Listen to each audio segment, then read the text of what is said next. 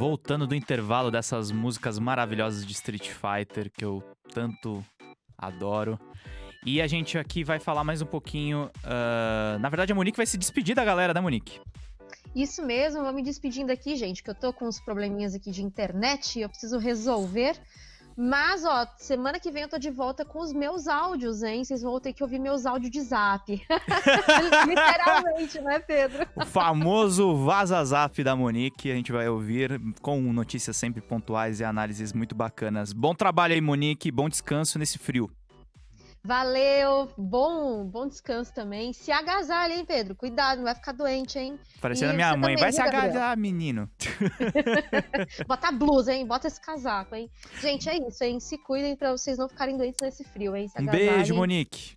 Valeu, galera. Muito obrigada. Tchau, até semana que vem. Tem um leitor aqui que elogiou a Monique Alves, eu vou ler rapidinho o comentário dele que eu achei muito bacana. O próprio venerável Aizen mandou aqui: uma maravilhosa geek, eu amo a Monique, uma menina esforçada que está recebendo bônus pelo seu belo trabalho. Já que hoje sei mais de Resident Evil é por conta do trabalho dela. Olha que coisa bacana. E estamos aqui com uma presença ilustre no telefone que tá ouvindo quieto tudo, né, Renato? Tô sim. Tudo bom, meu querido? Tudo jóia. Renato De Giovanni, pioneiro da indústria brasileira de games, o primeiro padrinho do Drops de Jogos e que faz jogos desde 1981. Eu demorei pra te trazer, mas você tá aqui. Tudo bom, Renatão? Como é que você tá aí? Tá frio aí na sua cidade? Não, aqui tá o calor. Muito calor. Sério? Sério? Caçamba, mano. O pessoal Mas nem... diz que vai esfriar agora. Não, vai esfriar. Eu tô aqui de agasalho. Se bem que o estúdio aqui é frio pra burro, mas a cidade tá bem complicada. E eu tô sabendo que você tá com uns projetos aí eu queria que você explicasse, porque, enfim, a rádio atinge muita gente que inclusive não conhece tantos jogos brasileiros. O que você faz, o que você fez? Faz aquele pitch de 2 minutos pra eu não ter que ficar explicando toda hora a tua carreira e você mesmo falar pras pessoas a sua importância pro mercado brasileiro. Bom, eu comecei fazendo jogos lá em 1981, 82. Deu certo, acabei desenvolvendo vários projetos numa revista de informática. E depois, quando a internet bombou, eu fui para a internet. Isso em 1994, 95. E daí em diante eu passei a me dedicar quase que exclusivamente aos jogos. Os jogos é o conteúdo editorial relacionado a jogos. E você sempre gostou de adventures, né? Sim, eu vim dos livros de aventuras, livro-jogo dos anos 70, final dos anos 70. Desenvolvi adventures com temática brasileira e tal. E sempre gostei muito por causa dessa sensação que a gente tem de que está conversando com a máquina, né? Uhum. Então eu achava isso um lance muito legal e que dava para explorar bastante. Sem dúvida Passei nenhuma. um tempo fazendo outros tipos de jogos também, mas depois, nos últimos 10 anos, eu resolvi que eu ia me dedicar exclusivamente às narrativas interativas. Sim. Só para o pessoal ter uma ideia, Serra Pelada é do Renatão, Amazônia é do Renatão. Ele chegou a fazer um jogo baseado no Mensalão nos anos 2000, que eu sei também. Foi um sucesso, pelo que você me explicou. E depois da revista, a revista era Microsistemas, né? Depois você criou um ambiente em que você vende jogos e você faz uma interação com uma comunidade que é a Tilt, né? Isso, eu inaugurei a Tilt em 97 para ser uma espécie de portal. Então eu centrava a produção estava nascendo nesse ano. Eu produzia conteúdo para assim, relacionado a jogos, ensinava a fazer jogos, ao mesmo tempo eu desenvolvia projetos, era uma revista basicamente, né? A Tilt era, durante os 15 primeiros anos dela, ela foi o que a Microsistemas não chegou a ser, porque ela era mais genérica, tratava de outros aspectos da programação. Mas a Tilt foi dedicada exclusivamente a jogos, a ensinar a fazer jogos, a debater temas de jogos, mecânicas e tal. E foi assim até 2007, 2008.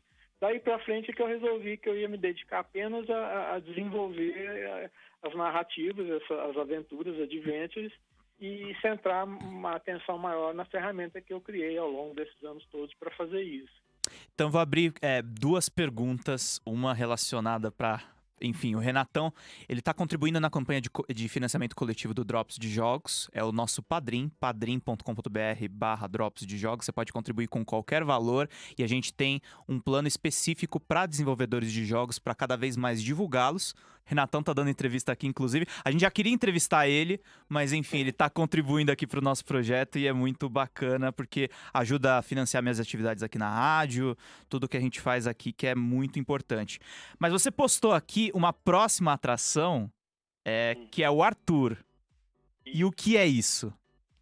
Então, eu tô tentando fugir da palavra jogo, game, e tô adotando... Você tá influenciado pelo Bandersnatch do Black Mirror? Não, eu adorei aquele verdade, texto seu. Não, eu tenho um questionamento muito forte, assim, de que quando você fala em jogo, em game, você está quase que sempre falando de um determinado objetivo que você tem que cumprir. E eu já estou numa fase assim mais de eu quero curtir, entendeu? Não é só jogar para atingir o objetivo, mas eu quero saborear durante o período que eu estou em contato com um determinado jogo. Então eu tenho tentado usar o termo divertimento digital, por exemplo, entretenimento digital, entendeu? Quer dizer, é jogo, mas na verdade não é mais do que isso, é outras coisas também, entendeu? No caso do Arthur, que saiu ontem, quer dizer, saiu ontem, eu comecei a divulgar ele abertamente, já dando acesso a ele ontem. Ele é entre aspas, um programa de inteligência artificial que foi criado nos anos 70, lá da metade até o final dos anos 70, e por um pessoal, um grupo de usuários que queriam criar livros, jogos, e criar esse programa para ajudar a melhorar as narrativas. E lá na metade dos anos 80, esse programa parou de ser usado, aconteceu alguma coisa, parou de ser usado, e ficou parado até agora, há pouco tempo, que botaram ele para rodar de novo. Entendeu? Então, como ele é um programa de inteligência artificial, ele é meio metidinha a besta, entendeu? Ele dá opinião sobre as coisas, se mete nas criações. Então ele tá recuperando parte dos dados que ele tinha, que alguma coisa se corrompeu, né? E está conhecendo essas novas ferramentas que estão aí, está aprendendo a conhecer assim, como as máquinas estão hoje, entendeu? Ele é da década de 70, entendeu? Ele só conhece monitor de fósforo verde. Ele vai aprendendo, então. Ele está aprendendo, está descobrindo as coisas aos poucos então quem entrar a partir de agora vai pegar um programa de inteligência artificial que está, de repente, sabe, peraí, tem umas coisas novas aqui, mas ele tem toda aquela cultura que foi colocada nele dos anos 70, do comecinho dos anos 80, entendeu? Quem for dessa época, quem programou nessa época, vai encontrar um ambiente extremamente familiar, entendeu?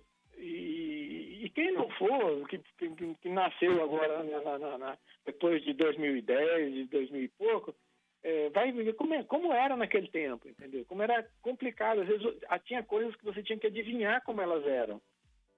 Sim. Não tinha muito assim explicação, não dava para ir na internet, no Google e perguntar como é que eu faço isso, entendeu? Que acaba resultando nesses jogos todos padronizados que a gente conhece hoje. Vocês Exato, ficavam naquela coisa às escuras, né? Vocês estavam criando as coisas, de fato. Exato, mas o próprio computador era assim, você comprava o computador, chegava em casa, você tinha um manualzinho magrelo de 50, 60 páginas e você tinha que descobrir as coisas sozinho.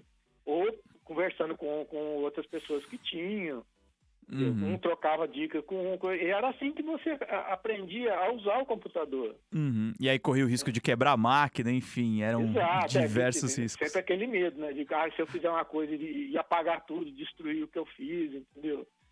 Mas é um ambiente assim super familiar para quem viveu aquela época. Ele vai evoluir, ele não vai ficar parado lá nos anos 70, entendeu? Uhum. Então na verdade assim, um jogo para você divertir, para você fazer um livro-jogo também. Tá. Porque ele tem dentro dele, ele tem um editor que o pessoal usou para desenvolver algumas narrativas. Existem 9 narrativas, ele está recuperando a primeira, entendeu? Que é muito interessante, que tem a ver com aquela época dos BBS. Uhum. Então ele está recuperando essa primeira, mas depois ele vai recuperar as outras 8 narrativas e vai dar uma mexida nelas, entendeu? Porque ele está vendo que as máquinas agora fazem um monte de coisa diferente, tem recursos que ele nem imaginava que podia ter naquela época. Sem dúvida então, nenhuma. Assim, é uma curtição, é para curtir. É pra curtir, é pra curtir também pra misturar, né, essa coisa tanto da nostalgia, uma inteligência artificial do passado, mas com os recursos que a gente tem hoje, né? Exato. E para você também treinar, se você gosta, porque tem muita gente que gosta e às vezes não faz um livro, um jogo desses, e hoje é tão fácil fazer isso no computador. Eles não fazem porque não tem uma comunidade muito visível disso, entendeu? Uhum. Existem várias comunidades, tem muita gente que faz isso. O próprio Steam tem uma seção voltada a Adventures texto, mas aqui pelo menos no Brasil se perdeu. Existiu um pessoal muito ativo nos anos 80, nos anos 90, mas depois com o tempo o pessoal foi dispersando e aí hoje em dia você não tem mais. Ou pelo menos a gente enxerga com facilidade essas comunidades. Sem então, dúvida a ideia nenhuma.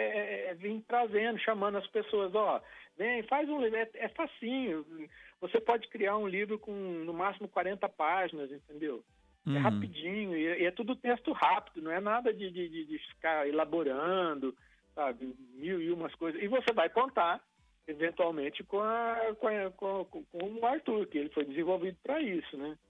Uhum. Então vamos ver como é que ele se sai, de repente dando palpite no teu jogo, entendeu? Interferindo, te incomodando. Vamos só fazer aqui um giro rapidinho. Renatão, agora você tá falando do Arthur e dessa volta pro passado. Eu tenho uma pergunta para você sobre a Microsistemas e a tua entrada no mercado. Você falou que era muito generalista na época, mas era um traço do mercado, né? Não tinha nada. Sim, não, existia, antes da Microsistemas, existia um jornal de profissionais da área de TI, né? Que era, assim, jornal, era para colocar notícias do que estava acontecendo, principalmente nos grandes centros, nos CPDs, que na época chamava CPD, né? Uhum. Computadores de grande porte e tal. E o micro eram computadores pessoal, que ocupavam uma sala, caso as crianças estejam ouvindo. Na verdade, até não. A IBM, nessa época, já tinha um mini computador. Uhum. Que ele era pequeno, mas era um computador, sabe, que não era para você ter em casa. Era um computador para empresa de média para grande. Uhum. Entendeu? E começou a surgir, então, apareceu o fenômeno do microcomputador pessoal, que era aquele computador que você ia comprar e levar para casa. Uhum. E aí, lá fora, já estavam aparecendo as revistas que eram voltadas para esse público. Sim. E a Microsistemas aqui no Brasil, ela foi a primeira a direcionar justamente para esse público, um público que não era necessariamente profissional da área de informática, mas eram pessoas que gostavam, que tinham interesse, enfim, que acabaram comprando o computador, né? Uhum. E aí, agora tem que justificar a compra aprendendo a programar. E aí vocês atendiam essa coisa, mas não tinha esse intuito que você tem hoje de aprofundar de fato e... Hoje tem espaço para todo mundo. Não, ela era bem assim, bem genérica. Ela tinha um nível, não era um nível muito assim profundo de coisas técnicas, mas também não era um nível muito raso também não. Uhum. Porque o pessoal já estava começando a aprender coisas e cada um que aprendia queria divulgar, então a revista era aberta à colaboração dos leitores. Inclusive, isso foi talvez o que mais tenha dado gás para ela ser o que ela foi. E era bacana isso de você acompanhar a evolução do mercado. Hoje a gente não tem muita noção do que é produzir uma mídia impressa, que é justamente o limite do espaço. Quer dizer, você realmente tem um limite de espaço. Todo mês você tem 64 páginas para preencher, não são 63 e não são 65. Uhum. Entendeu? São 64. Então você tem horas que você tem que fazer mágica ali para o espaço dar certo, para caber as matérias que você escolheu para aquela edição, e abordando. E uma coisa, até para atualizar a tua percepção, que de fato o mercado impresso era isso, mas assim, o povo de internet também precisa entender que assim, a internet tem espaço ilimitado, tá, mas você tem que produzir o conteúdo também de acordo com a atenção da sua audiência, não adianta você ficar fazendo trocentas coisas e não atrair atenção nenhuma, né? Mas você não tem essa rigidez, né? Por exemplo, eu tenho... Vou diagramar uma matéria que vai ter uma página e meia, porque a outra meia página já é uma publicidade.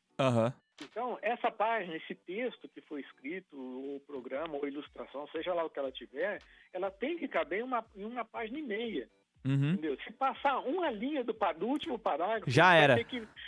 Você vai ter que fazer um corte aí em algum lugar. Se passar uma linha dá para resolver, mas se você passar 3 linhas, você tem que chamar o editor para vir, tem que editar o texto, porque não tem como. Tem que fazer a bagaça caber.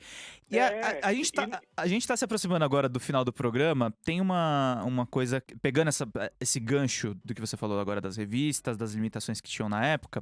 Você fez um texto muito interessante que a gente replicou, inclusive. Depois eu vou subir direitinho no Drops, mas a gente replicou no Pop Geeks, que é o site do Cal. Cal Talk, meu sócio. E você falava que... Até a gente conversou no Big Festival que você achou o evento menor, mas que você estava com muita esperança a respeito das novas gerações, que tem uma turma legal se apresentando. Tem uma turma nova chegando, E aí eu ia te perguntar... pegando o gancho que você falou, que você é um observador privilegiado, digamos assim. Você viu muita coisa acontecer, a gente conversou já faz um bom tempo, a gente sabia que 2008 era uma onda e agora tem uma outra onda. O que está acontecendo no mercado nacional, Renato? Eu quero te entrevistar mais vezes para atualizar essa percepção tua. Antes, deixa eu fazer uma ressalva em relação ao Big. O Big é um festival internacional. Então, você vai lá e você vai ver um monte de programa estrangeiro lá, indie, mas estrangeiro. Então, ele não te serve muito para você ver a cena, a indústria brasileira, pelos jogos que ela tem, entendeu? Você vê isso mais pelas pessoas que estão lá. Então, você conversa com as pessoas, mesmo quem não está expondo, mesmo quem não está palestrando, mesmo quem não foi lá para fazer negócios. Você encontra o pessoal de outras gerações, de várias gerações passadas, aí você conversa com um, conversa com outro, você vai formando mais ou menos uma ideia. E esse ano, de fato, consolidou uma tendência que, se a gente olhar agora para trás, no ano passado ela já estava começando a aparecer, que é a geração 2008-2018, ela já se achou, né? Então vem vindo uma geração nova, um pessoal mais preocupado com a cultura brasileira, mais preocupado em desenvolver e obter um retorno de jogos aqui no Brasil. Não é mais aquela coisa eu, por exemplo, não ouvi mais de ninguém lá falar que não vou produzir para o mercado brasileiro porque brasileiro não compra, que era o que a gente ouvia até 2 anos mas atrás. eu faço jogos sobre índio, faço jogos sobre cultura nacional, ou vou só pro retrô? Tudo bem que o retrô tá tendo um sucesso comercial interessante, mas não é só isso. Mas, por exemplo, eu passei a escutar mais coisas assim do tipo, não, eu quero falar sobre a minha cultura, eu quero expor o meu conteúdo, sabe? Não quero só ficar replicando culturas que já estão cansadas de serem replicadas em jogos. E isso é bacana, porque eu acredito que se seguir adiante essa tendência, a gente vai começar a ver jogos que vão começar a ter relevância no mercado. Sem dúvida. O que falta pra gente são jogos brasileiros relevantes, né? E você diga assim, ó, esse jogo realmente as pessoas conheceram. Esse jogo as pessoas reconheceram, esse jogo de repente foi premiado, os prêmios estão vindo, mas foi premiado por determinada característica, a coisa realmente tem que evoluir nesse ponto. Estamos chegando no final, né, produção? Tá faltando aí alguns minutos. Pode finalizar, Renato. Eu gosto de fazer o seguinte exercício. Você coloca 10 pessoas dentro de uma sala e pergunta para elas, quem conhece o jogo tal? Entendeu? Se tiver um que não conhece, ele não é um jogo que atingiu aquele nível de conhecimento global, né? Porque exatamente. Quando o jogo é conhecido, você ouve falar e por pessoas que não são da área, entendeu? Aí sim você atingiu uma relevância grande daquele jogo. Porque ele passa a ter capacidade de venda e capacidade também de relevância cultural. Ele tem potencial ele pode até não cumprir uma meta. Missão comercial, uma meta comercial grande, mas ele tem potencial para isso, porque ele atingiu o público. Não adianta você ir no festival lá, ganhei prêmio, ganhei isso e aquilo, aquele jogo tá muito bom, tá muito bem feito e tal, e ficar só ali entre a cena. As pessoas só precisam... entre as pessoas que circulam nesse meio. Né? Não adianta, nós não compramos jogos. Exatamente. Você tem que ir no público que não somos nós e que de fato compra. Eu quero aproveitar o teu gancho, Renato, para falar duas coisas, na verdade. Você vai participar mais aqui com a gente, tá? Vou encher seu saco. A gente vai ligar mais vezes para bater um papo, porque é sempre uma boa, e você tá ajudando a fomentar essa indústria com essa parceria com a gente. E o que eu quero dizer também para as pessoas, o que você falou me pega bastante nesse aspecto.